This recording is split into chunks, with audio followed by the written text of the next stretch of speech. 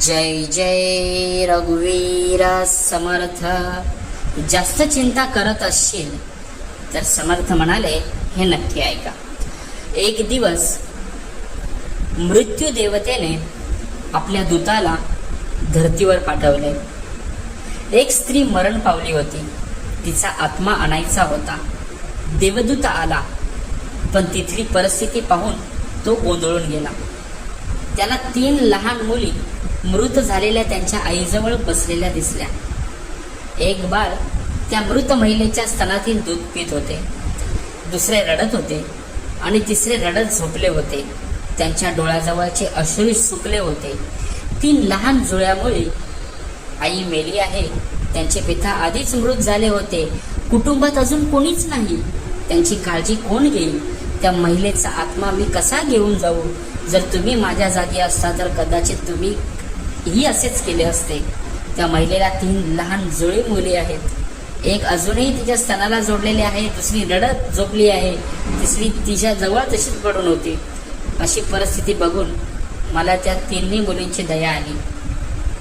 दूताने मृत्यू देवतेला विचारलं, आपण त्या बाईला अजून थोडे दिवस जगू शकत नाही का, जेणेकरून त्या 3ही मुली थोड्या मोठ्या होतील? हे सर्व ऐकून मृत्यू देवता मोठ्याने हसली आणि म्हणाली, ज्या ईश्वराने आपल्या इच्छेनुसार जीवन दिले आहे त्या ईश्वरापेक्षा तू जास्त हुशार निघाला आहेस. देवाला सर्व माहिती असतं तरीही तू का असं बोलू शकतेस? याची तुला शिक्षा होईल, आणि शिक्षा म्हणजे तुला पृथ्वीवर फेकून दिले जाईल आणि तू तुझ्या या मूर्खपणावर 3दा हसल्याशिवाय परत येऊ नकोस. शकणार नाहीस. मग देवदूताला जमिनीवर फेकण्यात आले. तिथे एक चपरासी व्यक्ती उबदार कपडे आणि ब्लँकेट घेण्यासाठी बाजारात जात होता. वाटेत त्याला एक माणूस नग्न अवस्थेत दिसला. तो दूतच होता. त्याला त्या व्यक्तीची खूप दया आली. आपल्या मुलांसाठी उबदार कपडे आणि ब्लँकेट घेण्याऐवजी त्याने देवदूतांसाठी कपडे आणि ब्लँकेट विकत घेतले. तो देवदूत माणूस म्हणाला, माझ्याकडे घर नाही, कुटुंब नाही आणि राहण्याची व्यवस्थाही नाही. या भयंकर थंडीत मी काय करू? त्यावर चपरासी म्हणाला, काळजी नको करूस, तू माझा आहे. माझ्या घरी राहा, पण माझ्या मुलांसाठी आणि बायकोंच्या कपड्यांसाठी आणलेल्या पैशातून मी तुमच्यासाठी ब्लँकेट आणि कपडे घेतले आहेत आणि मी आता रिकाम्या हाताने घरी जातोय. त्यामुळे माझी पत्नी नक्कीच रागावेल. चांगले बोलू देत किंवा वाईट बोलू देत, तुम्ही काळजी करू नका. काही दिवसात सर्व काही ठीक होऊन जाईल. चापरासी किंवा त्यांच्या पत्नीला अजूनही माहिती नव्हतं की आपल्या घरी देवदूत आले आहेत. यानंतर आनंदाचा महापूर येणार आहे. चपरासी दूतला घेऊन त्या घरी पोहोचला आणि घडलेली सर्व घटना पत्नीला सांगितली. ती रागाने चिडली आणि खूप वाईट बोलून गेली. आणि त्या दिवशी देवदूत पहिल्यांदा हसला. तेव्हा मोचीने देवदूताला विचारले, तुला हसायला काय झालं? तेव्हा देवदूत म्हणाला, जेव्हा मी 3 वेळा हसीन तेव्हा तुम्हाला सांगेन. देवदूत येताच घरात सुखाची हजारो दारे उघडणार होती, पण त्यात मोचीचाही दोष नव्हता. त्याला वाईट वाटत होतं, पण त्याला फक्त मुलांचे कपडे आणि ब्लँकेट गेलेले दिसत होते. काय हरवले ते त्याला दिसत नव्हते, पण त्याला काय मिळाले हे त्याला दिसत नव्हते. मी देवदूत असून त्याची पत्नी आपल्यावर चिडत आहे हे बघून हसायला आले. 10 दिवसात मोचीने त्याला सर्व काम देवदूताला शिकवले.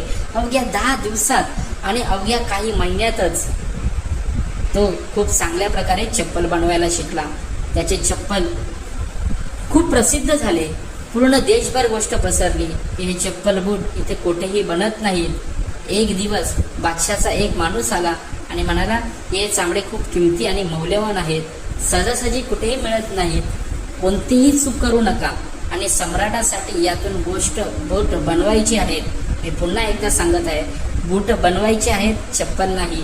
त्यावेळी अशी प्रथा होती की माणूस मेला की त्याला चामड्याने झाकले जायचे. मोची देवदूताला म्हणाला की चप्पल बनवून तुम्ही चूक करू नका, अन्यथा तुम्ही मोठ्या संकटात पडू शकता आणि हे बादशाचे काम आहे. पण तरीही देवदूताने चप्पलच बनवले.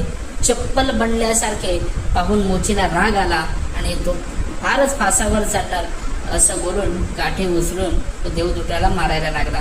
मी तुम्हाला पुन्हा पुन्हा सांगितले होते की चप्पल बनवायचे आहेत, चप्पलच का बनवली? देवदूत पुन्हा जोरात हसला. तेवढ्यात एक माणूस सम्राटाच्या घरातून धावत आला. तो म्हणाला, बूट बनवू नका, चप्पल बनवा, कारण सम्राट मरण पावला आहे. भविष्य अज्ञात आहे, हे त्याच्याशिवाय कोणालाच माहीत नाही. आणि माणूस भूतकाळाच्या आधारे निर्णय घेतो. सम्राट जिवंत असताना बूट लागत नव्हती आणि आता मृत झाल्यावर स्लीपरची गरजच नव्हती. तेव्हा ती मोची देवदूताची काय पाय धरून माफी मागू लागला की मला माफ करा, मी तुला मारले, क्षमा कर.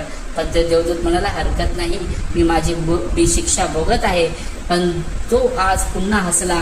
मोचीने पुन्हा विचारले, हसण्याचे कारण? मी तीनदा हसीन तेव्हा सांगेन. तर पुन्हा हसला, कारण आपल्या भविष्य माहीत नाही, म्हणूनच आपण आकांक्षा बनवतो त्या निरर्थक असतात, कधीच पूर्ण होणार नाहीत. अशा आकांक्षा अपेक्षा आपण करतो, हे कधीच शक्य होणार नाही. ते आम्ही देवाकडे मागतो, कारण अजून काहीतरी वेगळं घडणार आहे असं आपल्याला वाटतं. आपले नशीब आपल्याला न विचारता फिरत असतं आणि आपण विनाकारण मध्येच आवाज काढतो. स्लीपरची गरज असताना आपण बूट बनवून घेतो. मरण्याची वेळ जवळ येत असताना आपण जीवन व्यवस्थित करायला निघतो. देवदूताला अचानक त्या 3 जुळ्या आठवतात. त्यांच्यासाठी भविष्यात काय आहे हे मला कसे कळेल?